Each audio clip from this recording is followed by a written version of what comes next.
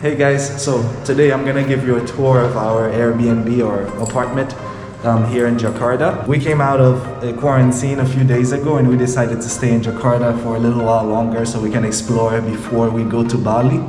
But the cases seem to have been surging quite a bit here to the tune of having 12,000 cases in one day. So we decided, nope, we're gonna go to Bali. Even though Bali is not that great itself, it is not 12,000 people per day. So we're gonna go to Bali to in 1 hour we have to leave to the airport. So, but right now I have to go pick up the food downstairs. I ordered some food on Grab. So I'm gonna go get some food and then I'm gonna give you guys a tour. So the elevator came, sorry. But after this video, I'm gonna tell you guys what neighborhoods or popular neighborhoods if you wanna know which neighborhood to stay in when you get here. Hello. For Okay. Ralph? Yeah. Yes. Okay. Thank you. Yeah. Thank you. As you can see, they take it very seriously here. So I'm gonna go to the little mart close to here. There's an ATM, a garage. I guess they didn't let him come here with his car. And there are 3 buildings. There's 1, 2, and another one in the front. I was in the Sapphire building there. I don't know what the names of the other ones are, but I think if I were to stay here and live here in Jakarta, I would enjoy being in this building actually. Now the room, I'm gonna show you the room and then I'll talk to you about that more. But actually, compared to other big cities like New York and Saigon, Jakarta would be my top choice because it feels more homey. Alright, so this is right under the building.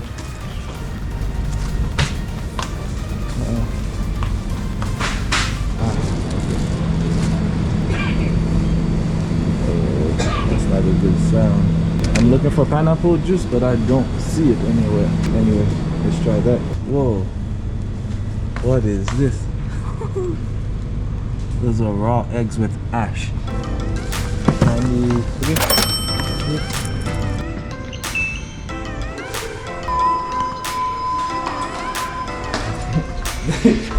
I will tell you a little story about that.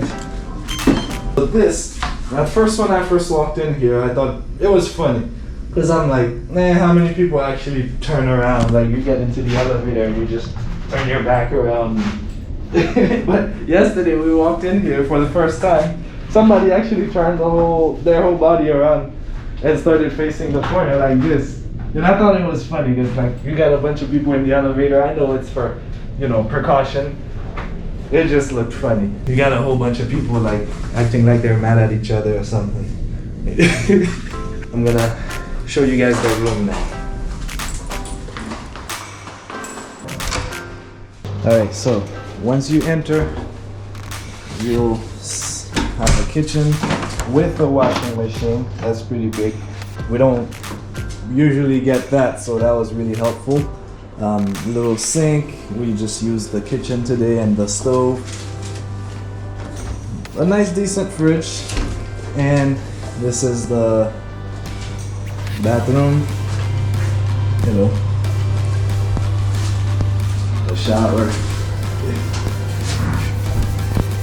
Alright, and Christina's getting everything ready right now because we are going to Bali in 30 minutes. So this is the bed. This is not a huge room, it's not a big room. It is only $19 for a night, so we can't complain. It was just for two nights or 3 nights. So 2 nights? 2 nights. So here's the view from here. Alright, and there's a little balcony which I have not. Let me see. Huh, how do you? Oh, okay. Whoa. Okay, let me go back in. So this apartment is called Menteng. Let me get the key. It's a studio. Yes, a studio. So this is a studio apartment called Menteng Park. So So there are 3 different buildings. We are in the middle building, which is the Sapphire building, and each building has a nice pool on the 5th floor, which I'm gonna show you now. After I show you the pool, I'm gonna get into what neighborhoods you might wanna go to if you come here to Jakarta. But you're gonna have to wait until we get to Bali for this one, because I won't have much time now. We actually are just leaving as soon as I'm done filming this video, we're heading to the airport. So once I get to Bali, we'll sit down and talk about where you might want to come and live in Jakarta. We're in this building. There are 3. There's 1, 2, and 3. We're in the second one, and this is the pool area. The sun is setting, so it looks pretty nice right now.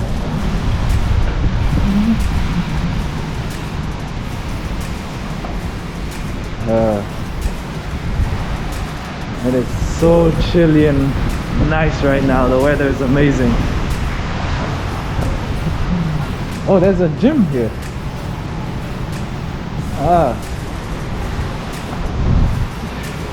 Where's the entrance?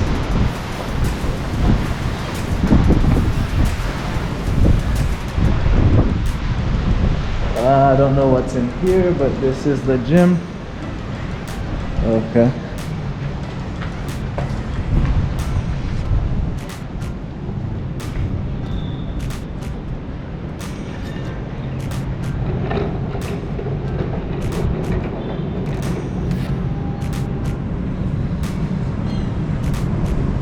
Alright guys, so I'll let you in on a little secret.